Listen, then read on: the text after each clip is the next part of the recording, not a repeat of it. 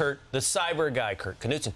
That seems very common sense. Yeah, Kurt, like not a debit card, too direct. Gosh. The protection of a credit card. Well, you would think, right? Yeah. You would think, right? But go check some of your friends and go check their digital wallets. And I'm not talking about just Apple Pay or if you're using Google's payment method.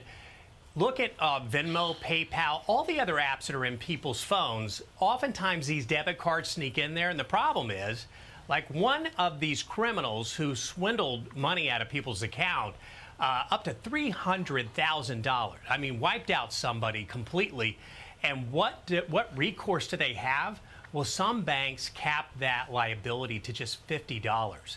And so, I mean, you just really want to go check your phone today, make sure you don't have any debit cards that snuck onto there, even if you don't have to use your code. I mean, somebody can get to it.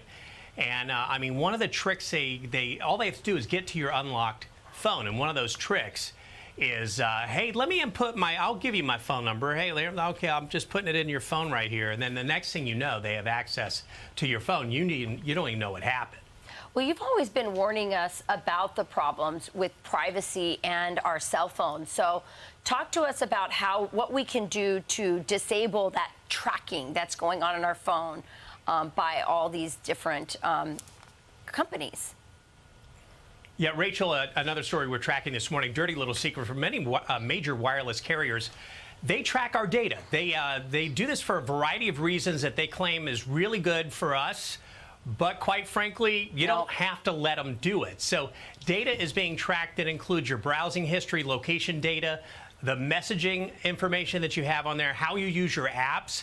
What in the world do I want to let them know all those things? Oh, so you can send me an ad I might like? No, thank you. So if you got T-Mobile or if you got AT&T or you've got Verizon, the big ones, don't worry about it. We got you covered this morning. All you have to do is log on to CyberGuy.com, and then you're going to go into your settings, privacy on many of these things, and then it's a little different for each one, but we'll show you how to do that. And if you get my newsletter, which is going out in literally, I think, 20 minutes, it will have these detailed instructions on it at CyberGuy.com. Just click to get the newsletter. You'll get it.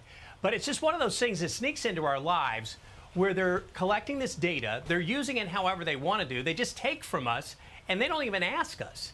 And so why do we want to let this keep happening? The relationship's not equal there. You want to take that back. You want to get just a shred of your privacy back. So what you're saying is with the carrier and the settings they have enacted on your phone, you can opt back out of those. That doesn't necessarily mean you can on different social media apps and stuff like that, though, right? Yeah, this is just what your carrier itself is collecting about you, and in many cases sharing it with third parties. Because of the fine print, we said yes to that. No one ever looked at it. I didn't look at it. You didn't look at it. But now at least you can go on to your service, log into it. We'll show you step by step how to go in there and say, no, thank you. I opt out of that. And you can tweak those privacy settings so that you have just a shred of your American privacy. Sometimes that third party is your government. So let's just make sure yeah, exactly. Kurt, always great advice. Thanks for joining us. Thanks, Kurt. Don't forget you can subscribe to Kurt's. You too. Don't forget you can subscribe to Kurt's free newsletter from CyberGuy.com for more important, essential tips. Thanks, Kurt. Thank you. Thanks, Kurt.